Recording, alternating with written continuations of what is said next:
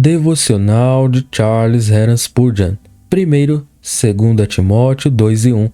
Fortifica-te na graça que há em Cristo Jesus. Cristo tem graça sem medida em si mesmo, mas ele não a reteve apenas para si. Tal como o reservatório que se esvazia para dentro dos tubos, assim também Cristo esvaziou sua graça para o seu povo. E todos nós recebemos também da sua plenitude e graça por graça. João 1,16. Ele parece ter por único objetivo dispensá-la a nós. Ele permanece como a fonte, sempre fluindo para suprir os cântaros vazios e os lábios sedentos que dele se aproximam. Como uma árvore, ele oferece uma doce fruta, não para ficar pendurada em galhos, mas para ser recolhida por aqueles que precisam. A graça, cuja obra é perdoar, purificar, preservar, fortalecer, iluminar, despertar ou restaurar, pode sempre ser nele obtida, livremente e sem preço. Do mesmo modo, não há obra alguma da graça que ele não conceda a seu povo. Tal como o sangue dentro do corpo que, apesar de fluir do coração, pertence igualmente a todos os membros, assim também as influências da graça são a herança de todos os santos unidos ao Cordeiro. E aqui há uma doce comunhão entre Cristo e sua igreja, pois ambos recebem a mesma graça. Cristo é a cabeça sobre o qual o óleo é primeiramente derramado, porém o mesmo óleo escorre para todas as bordas do seu manto, de modo que o mais pobre dos santos tem a mesma valorosa e vigorosa unção que caiu sobre a cabeça. Isso é verdadeira comunhão, ou seja, quando a seiva da graça flui a partir do tronco para os ramos, e quando se percebe que o ramo em si mesmo é sustentado por todo o alimento que alimenta o tronco. À medida que, a cada dia, recebemos a graça de Jesus e mais constantemente a reconhecemos como proveniente dele, devemos contemplá-lo em comunhão conosco e nos regozijar da felicidade de comungar com ele. Façamos uso diário de nossas riquezas e sempre dirijamo-nos a ele como nosso próprio Senhor em aliança, extraindo dele com grande ousadia o suprimento de tudo aquilo que precisamos, tal como os homens tiram o dinheiro de seus próprios bolsos. Segundo Crônicas 31:21, ele a fez de todo o seu coração e prosperou. Isto não é um acontecimento incomum, porém a regra geral da moral universal, que os homens que prosperam são aqueles que fazem seu trabalho com todo o seu coração, enquanto são quase certos de falhar aqueles que vão para seu trabalho deixando metade de seu coração para trás. Deus não dá colheitas a homens preguiçosos, exceto colheitas de cardos, assim como não é seu deleite enviar riquezas àqueles que não vão cavar no campo para encontrar o tesouro escondido. É universalmente aceito que se um homem deseja prosperar, ele deve ser diligente em seus negócios. É o mesmo na religião e em outras coisas. Se você deseja prosperar em seu trabalho para Jesus, que seja um trabalho de coração e que seja feito com todo o seu coração. Coloque o máximo de força, energia, sinceridade e seriedade na religião, tal como você faz nos negócios, pois ela merece muito mais. O Espírito Santo ajuda as nossas fraquezas, mas não incentiva a nossa ociosidade. Ele ama os crentes ativos.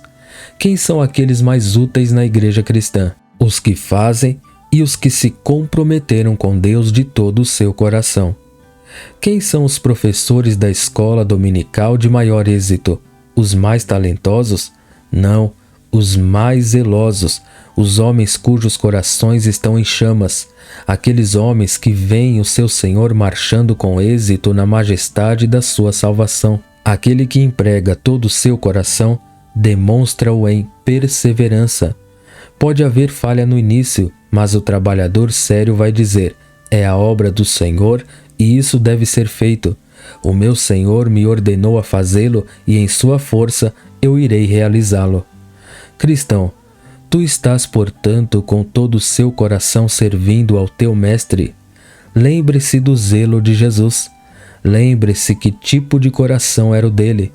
O Senhor disse: pois o zelo da tua casa me devorou. Salmo 69, verso 9. Quando ele suou grandes gotas de sangue, não foi um fardo leve o que Jesus teve de carregar sobre seus abençoados ombros, e quando abriu seu coração, não foi um esforço sem vigor aquele feito para a salvação de seu povo. Jesus era ardente, seremos nós mornos? Terceiro Salmo 39, verso 12. Sou um estrangeiro contigo.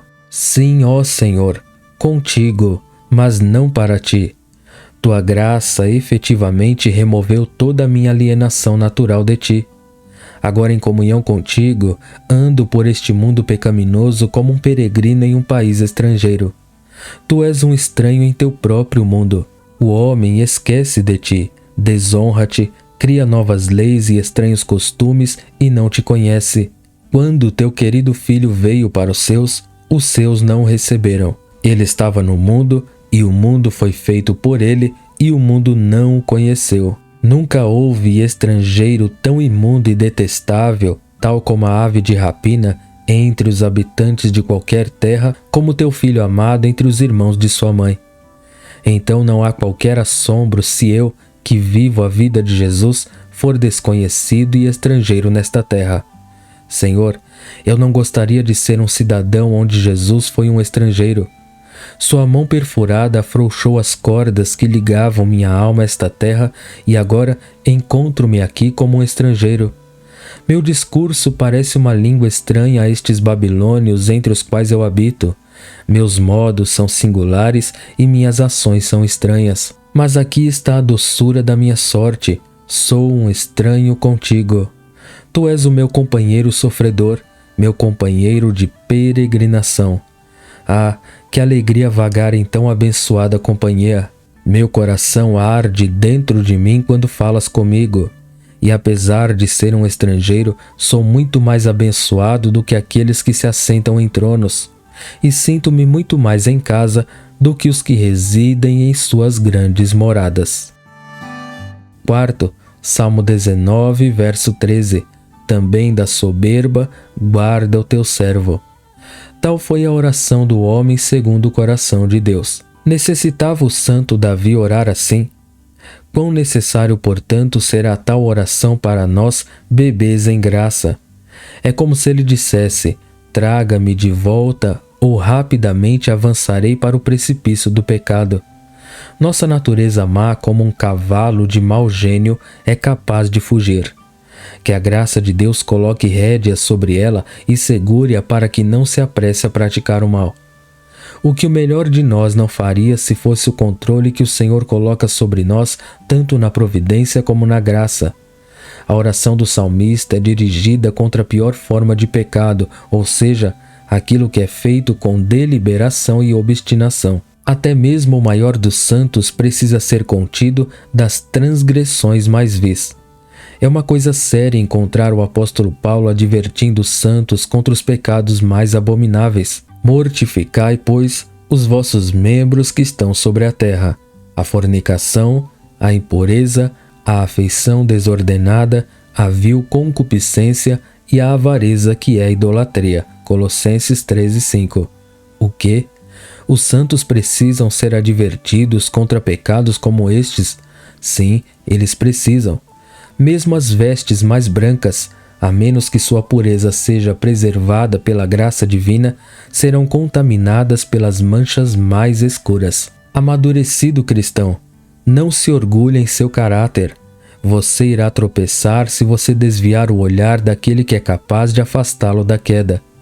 Vocês, cujo amor é fervoroso, cuja fé é constante, cujas esperanças são brilhantes, não digam: jamais pecaremos. Antes clamem: não nos deixeis cair em tentação. Há bastante material inflamável no coração do melhor dos homens para acender uma fogueira que arderá ao mais profundo do inferno se Deus não extinguir as faíscas enquanto elas caem. Quem poderia ter imaginado que o justo Ló seria encontrado bêbado e cometendo impureza? Gênesis 19:33. Azael disse: pois que é teu servo, que não é mais do que um cão para fazer tão grande coisa, segundo Reis 8:13. E nós estamos muito propensos a usar a mesma pergunta hipócrita: Que a infinita sabedoria do Senhor nos cure da loucura da autoconfiança. Amém. Que Deus abençoe a todos.